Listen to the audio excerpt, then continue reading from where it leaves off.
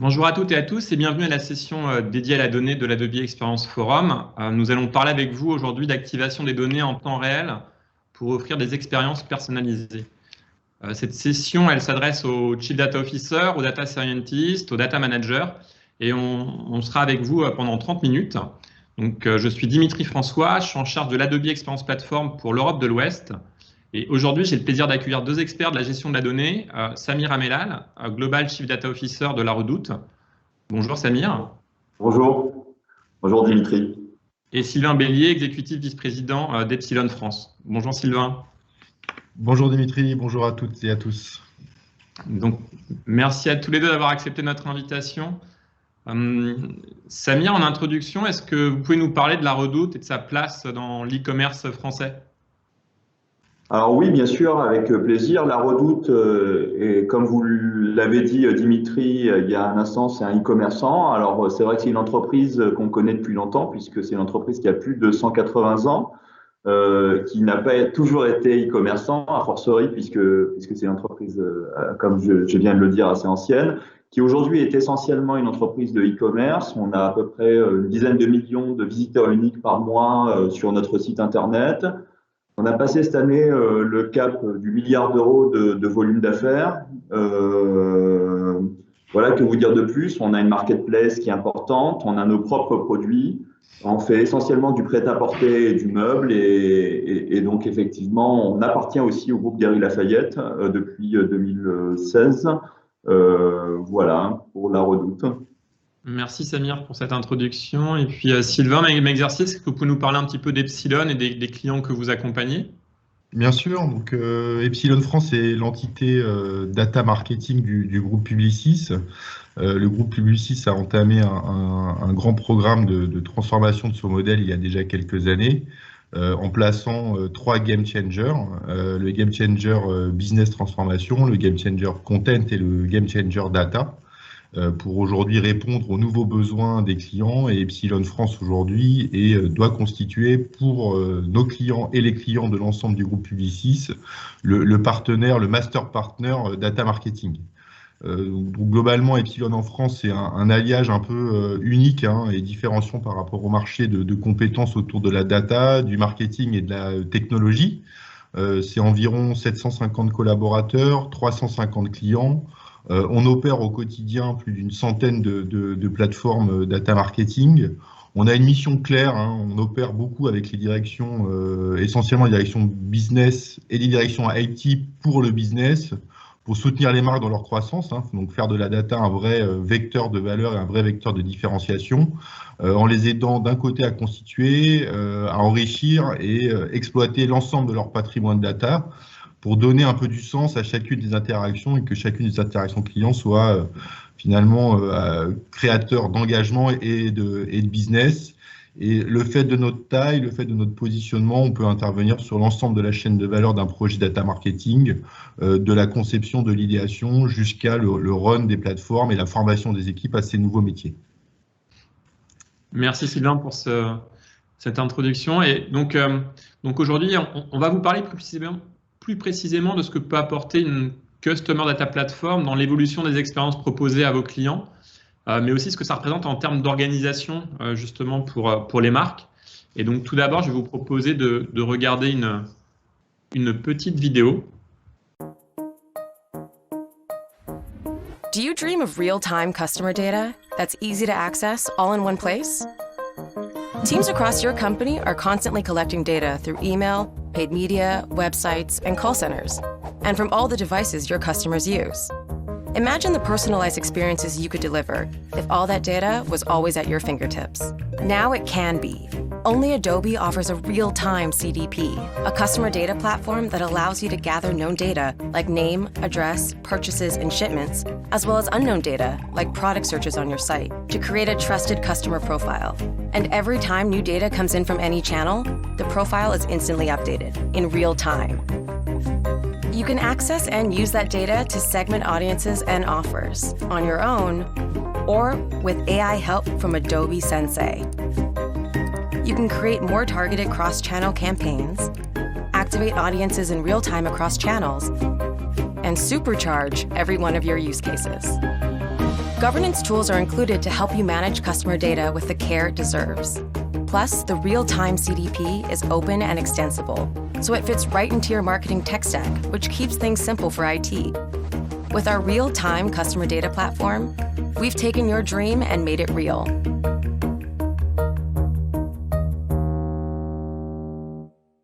Donc, comme on l'a vu dans cette courte présentation de l'Adobe Experience Platform et de ce qu'est la CDP d'Adobe, on a vu que depuis quelques années, en fait, on cherche à démocratiser l'utilisation des données dans l'entreprise. Et comme on vient de le voir, on peut enfin collecter toutes les données de l'entreprise au niveau d'un individu, que ce soit les données CRM, que ce soit les données web, les données de call center ou les données de caisse, par exemple.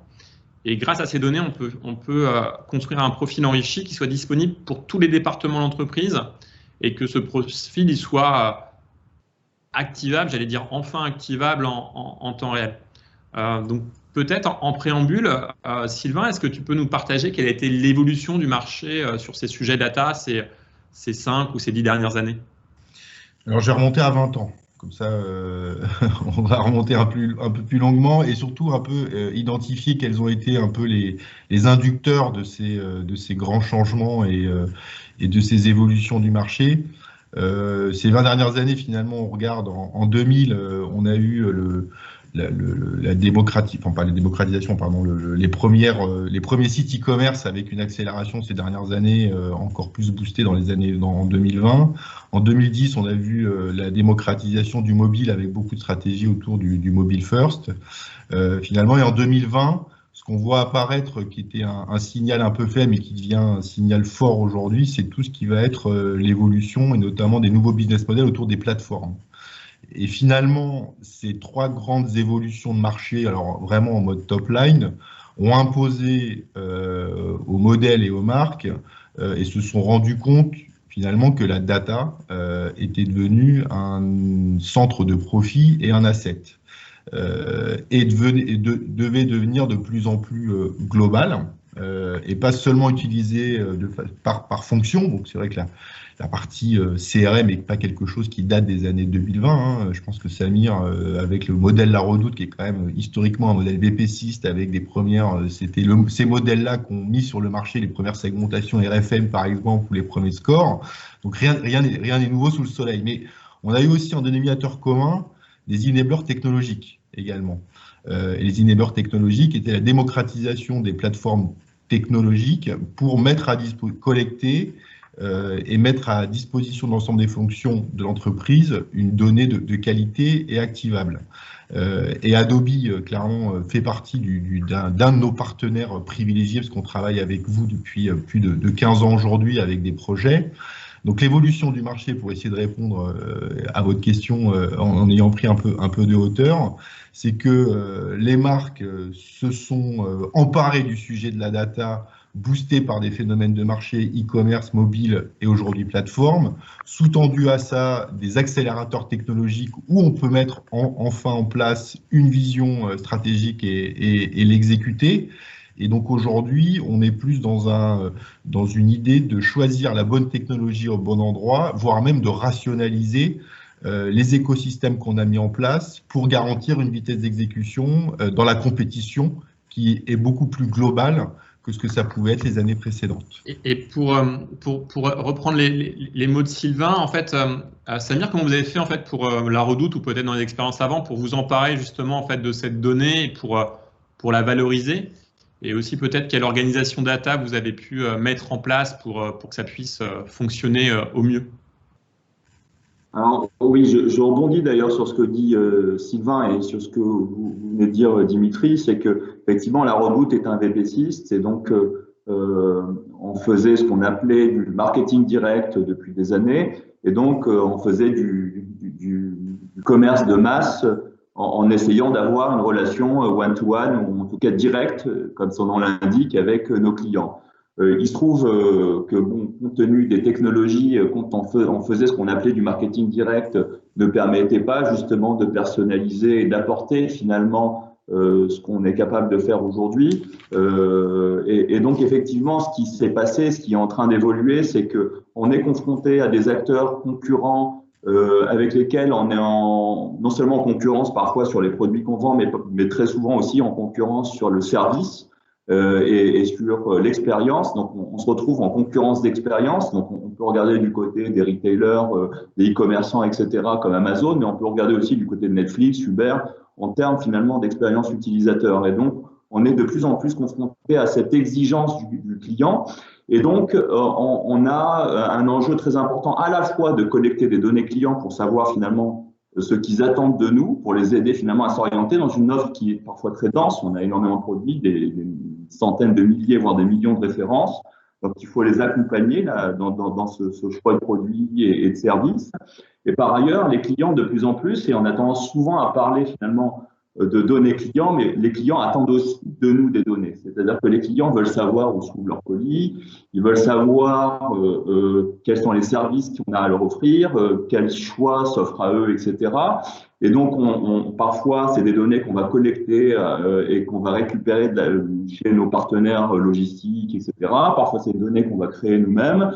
Et donc, on est sur une approche où, à la fois, on collecte des données, on en transmet à nos clients et c'est entrant et sortant. Et on va utiliser effectivement les dispositifs, notamment Adobe. Nous aussi, on travaille avec Adobe pour pouvoir orchestrer tout ça.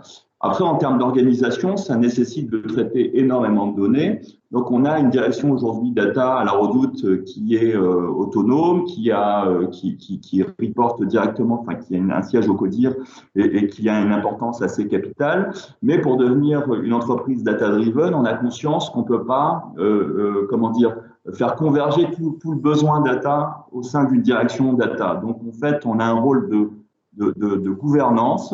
Mais de plus en plus, on encourage les directions, les filiales à l'international de s'équiper en ressources, en compétences. Et nous, finalement, on va encore une fois gouverner tout ça et faire en sorte finalement que tout ça se fasse en coordination et dans le sens finalement de la stratégie d'entreprise. Donc voilà un peu comment on est organisé. On est un peu plus de 20, on est 25 à la direction data et puis ensuite dans les autres directions, on a des expertises plus ou moins importantes, mais si on fait le compte, on doit être une bonne centaine, enfin un peu moins peut-être, 70 personnes qui font de la data dans l'entreprise. Et encore une fois, l'idée, c'est de ne pas faire le point de convergence de la direction data et de ne pas faire qu'on devienne un goulot d'étranglement et d'accompagner l'ensemble de l'entreprise dans cette exploitation de la donnée. Merci Samir pour ces précisions sur la partie gouvernance. Je vais revenir sur un point que vous avez mentionné, c'est sur l'évolution aussi des attentes des consommateurs ou des expériences qu'on peut connaître quand on utilise d'autres acteurs qui ne sont pas forcément e-commerçants comme Netflix ou Uber ou autres. Et on voit qu'il y a quand même de nombreuses mutations, qu'il y a une évolution des attentes des consommateurs, une évolution des écosystèmes. En ce moment, on parle beaucoup de la fin des cookies tiers également. Donc, on s'aperçoit que l'expérience client, elle revient au cœur des activités. Que le client, là, on le connaît, donc on peut l'engager. Comment on fait pour mieux l'engager? Comment peut-être, Sylvain, les marques, elles appréhendent ces nouveaux enjeux? Finalement, c'est les modèles d'expérience aujourd'hui, en tout cas le phénomène d'expérience client et d'améliorer l'expérience client est quelque chose, encore une fois, de pas forcément nouveau. En revanche, les nouveaux entrants et à nouveau ces modèles de plateforme, donc que ce soit Netflix, Uber, quand on voit hier de mémoire que meilleurtaux.com est en train d'avoir racheté un courtier d'assurance non négligeable sur le marché, donc on voit qu'ils horizontalisent complètement leur business model, se situe presque on top des entreprises, en tout cas des modèles traditionnels. Donc finalement, l'expérience aujourd'hui, c'est une réalité, sauf que, en tout cas, nous, ce qu'on voit et comment nos clients, un peu historiques, si je peux m'exprimer ainsi, essaient de l'appréhender, on est vraiment dans un sujet de vitesse d'exécution. C'est vraiment ça, la prise de conscience, elle est là depuis pratiquement 10 ans. Hein. Combien d'études on a pu lire sur l'expérience client et l'axe stratégique de nos clients, la digitalisation et l'axe stratégique du marché. Mais finalement, les horizons temporels des organisations et de modification des modèles on doit être exécuté aujourd'hui dans l'année. C'est qu'on ne peut plus se permettre pour gagner la compétition, y compris dans une boîte comme nous, un peu B2B, parce qu'aujourd'hui aussi le marché sur notre secteur se structure. Vous, Adobe, le marché également structure, donc on doit aller plus vite dans l'exécution. Et c'est finalement là où on cherche, où nos clients, et Samir vous en parlera juste après, mais on est plus dans ce qu'on devait faire en 3 ans, on doit le faire maintenant en 1 an, voire en 6 mois, pour conserver mes parts de marché et conserver finalement mon leadership sur chacune de mes catégories pour remettre des barrières à l'entrée. Donc, finalement, tout ça, en plus, avec des modifications réglementaires non négligeables qui donnent un tout petit peu encore de présence de certains partenaires plateformes, nécessite d'investir pour le futur dans un horizon temporel beaucoup plus court.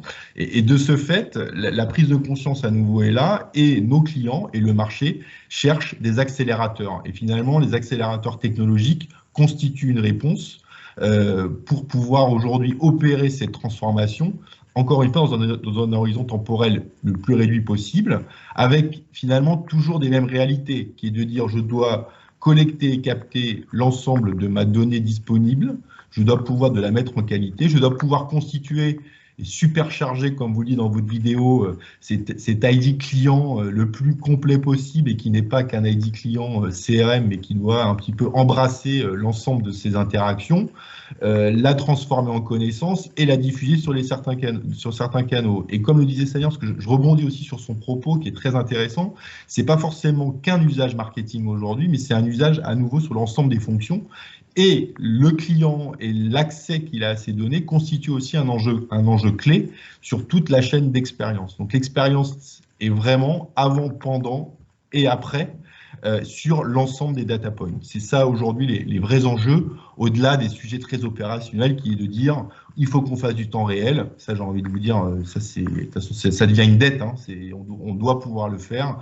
Tout ça dans un horizon temporel faible et bien sûr à grande échelle pour ne plus être dans des sujets de POC ou de test, des vrais sujets d'industrialisation. Et cette vitesse d'exécution dont on parle justement et cette notion de temps réel, comment vous faites, Samir, pour y répondre à la redoute? Et peut-être, est-ce que vous pouvez nous dire comment vous utilisez les solutions Adobe Analytics, Adobe Campaign, avec quel type de use case par exemple également? Alors, oui, c'est effectivement, comme le disait Sylvain, une dette dès qu'on ne le fait pas, pour les raisons qu'on a évoquées tous les deux. C'est-à-dire qu'effectivement, quand mon client veut savoir où se trouve son colis, je peux pas me permettre d'attendre une semaine avant de lui répondre. Il se peut qu'il soit déjà trop tard. Et donc, on doit effectivement gérer ce temps réel, et même pour la personnalisation, etc. Donc, effectivement, on va utiliser un certain nombre de dispositifs. Alors, nous, on utilise justement, on a ce qu'on appelle une Customer Data Platform qu'on a créée en interne, mais qu'on a créée en utilisant en amont et en aval de cette CDP des dispositifs Adobe, des outils Adobe. Et effectivement, on va collecter les données en utilisant Adobe Analytics, et on a même effectivement la partie CMP, Customer Management Platform, et toute la partie RGPD, etc., qui est gérée à l'intérieur de l'outil Adobe. Et donc, on a cet enjeu effectivement de collecte de données en temps réel, de traitement en temps réel, avec ce qu'a évoqué aussi Sylvain, de qualité de données, d'exploitabilité, de mobilisation de cette donnée en temps réel, parce que ça nécessite très souvent en fait de multiples transformations avant de pouvoir être utilisé et interprété et activé.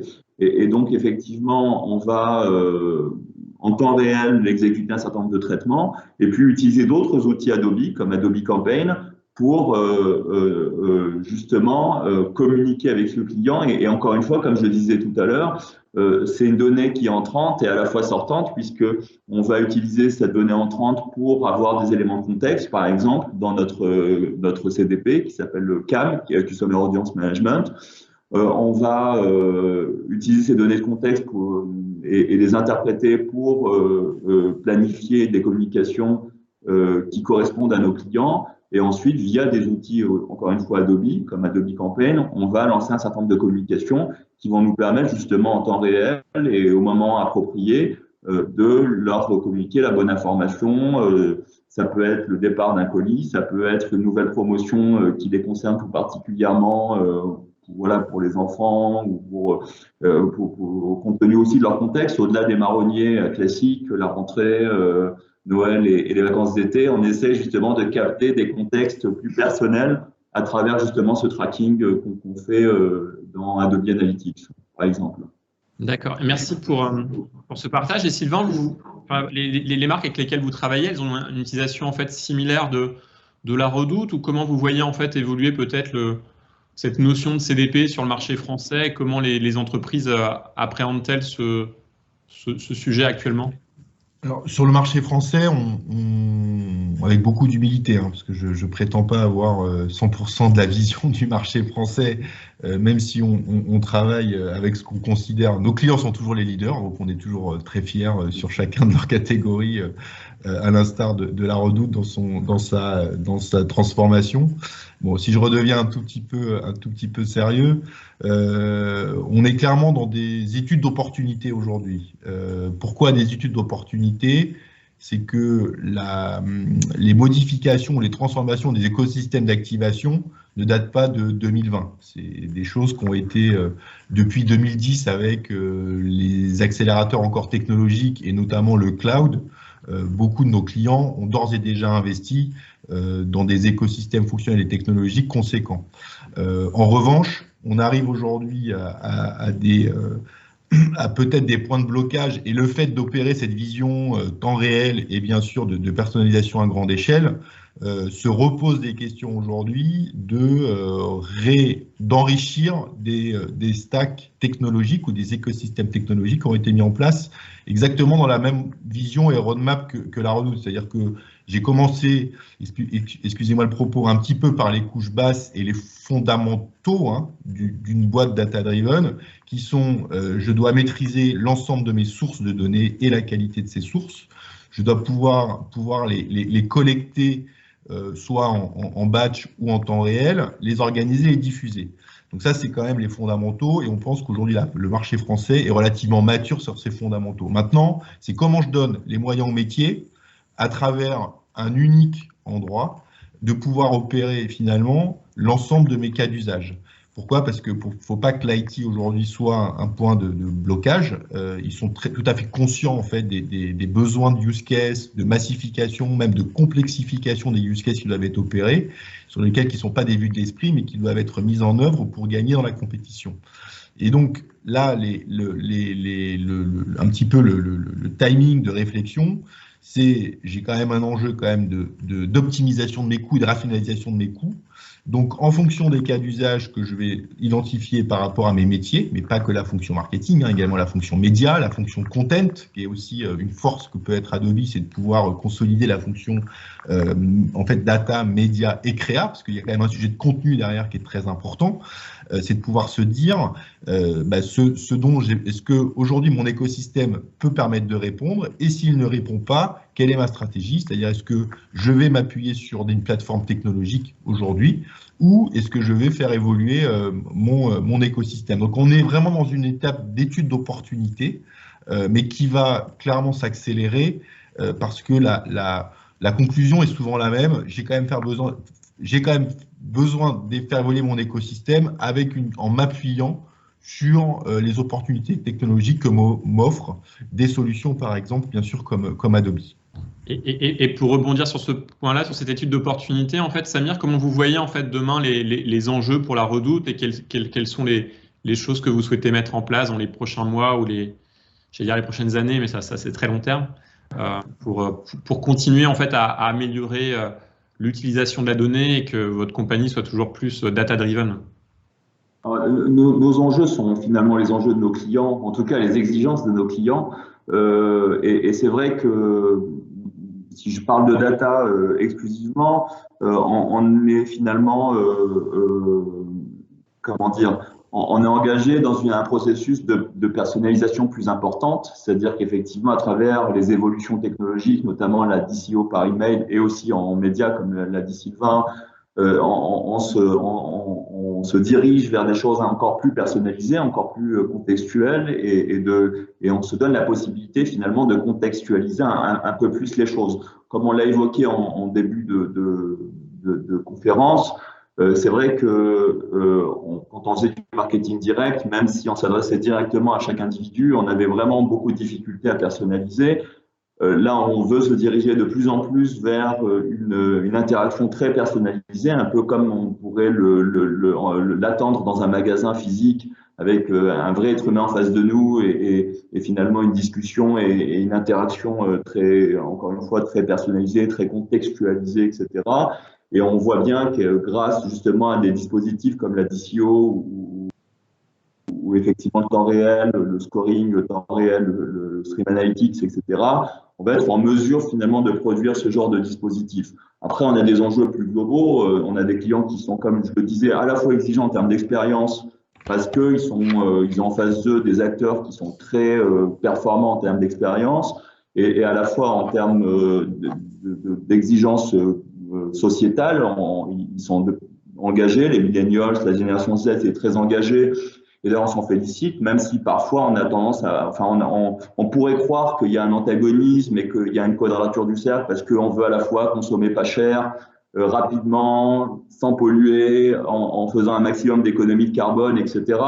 Mais nous, on le prend plutôt comme un bon challenge. On se dit que si c'est difficile, c'est d'autant plus passionnant et intéressant. Et donc, on a aussi ces enjeux-là et on pense que la data peut nous y aider aussi. Ça peut nous aider à mesurer notre performance et à l'améliorer et parfois à augmenter notre efficience. Donc, ça fait vraiment partie aussi de nos enjeux. Et il y a un autre enjeu en fait dont j'aurais voulu avoir votre point de vue également, c'est j'ai envie de dire l'intelligence artificielle dans tout ça, parce que Samir, vous faites partie de la mission numérique des grands groupes qui a été lancée par Bruno Le Maire à l'automne dernier. Et je sais que vous êtes en charge de chantier autour de la data et l'intelligence artificielle. Est-ce que vous pouvez nous en dire un petit peu plus ? Alors, c'est vrai que c'est un sujet qui nous est apparu comme important. Ça a été un sujet, on a 5 chantiers, donc autour finalement de la transformation des grands groupes français. On a beaucoup parlé de French Tech, de l'accompagnement des startups, et on sait très bien que c'est important et qu'on avait vocation à faire en France émerger des licornes. Par ailleurs, on se rend compte que l'économie française est aussi tractée par les grands groupes et que ces grands groupes sont en transformation. Alors cette transformation, de plus en plus, on se rend compte qu'elle est continue, qu'elle va jamais s'arrêter et qu'on doit se transformer en entreprise capable de bouger en permanence et de s'adapter en permanence. Et donc, c'est une forme d'agilité. Et en même temps, on est dans un contexte global qui suscite parfois des interrogations, voire des préoccupations de la part du gouvernement, notamment l'hégémonie d'acteurs internationaux, étrangers, américains ou chinois, et l'importance finalement aussi de compter. Alors, ne le voyez pas comme un protectionnisme, c'est plutôt du patriotisme et de voir effectivement qu'on peut en même temps exister en même temps que de gros acteurs et en la matière comme effectivement les GAFA et certains d'entre eux ont des valorisations boursières qui sont équivalentes au PIB français. Donc, autant vous dire que c'est vraiment un enjeu très difficile, mais on a décidé de ne pas y renoncer et de voir comment on pouvait, malgré nos surfaces de marché qui étaient un peu plus petites, on n'est pas à l'échelle des États-Unis, même si on est souvent des groupes internationaux, etc., émerger et faire face finalement à l'hégémonie de ces acteurs. Et l'idée, c'est de se réunir, de se mettre ensemble entre groupes européens et français pour justement pouvoir apporter aussi nos propres solutions, notre propre créativité et des solutions qui peuvent émerger aussi en France. Donc, ce sujet consiste à mettre ensemble un certain nombre d'acteurs européens et de voir comment finalement on peut proposer des alternatives. On peut aussi, on a de très bonnes formations en IA, fédérer en fait la recherche française. On a autant de laboratoires qu'il y a d'universités, d'en voir si on peut pas avoir des guichets uniques avec la possibilité de simplifier tout ça et mettre effectivement toutes ces données en commun. En tout cas, dans une certaine mesure, pour faire face justement aux enjeux qu'on vient d'évoquer et parfois aussi à des difficultés qui nous sont imposées par aussi ces acteurs que j'ai cités. On parle souvent d'ITP avec Apple qui nous cause un certain nombre de problèmes ou de l'IDFA, etc. ces derniers temps. Et voir comment on peut, à notre manière, encore une fois, contourner ces sujets-là et ne pas trop nous rendre dépendants de ces acteurs-là. Merci Samir pour ce partage d'expérience. On arrive à la fin de notre session. Donc en fait, déjà un grand merci Samir et Sylvain pour la richesse en fait de vos propos. Je pense qu'on est ravis d'en avoir appris beaucoup plus sur ce que vous faites chez La Redoute et puis comment vous accompagnez aussi vos clients côté Epsilon. Pour notre audience, j'espère que vous avez apprécié l'échange et mieux appréhendé les challenges data qui se présentent à nous. Donc, n'hésitez pas à revenir vers nous si vous avez des questions sur l'Adobe Experience Platform ou sur la CDP. Et je vous dis encore une fois merci à tous les deux et puis à très bientôt. Au revoir. Au revoir.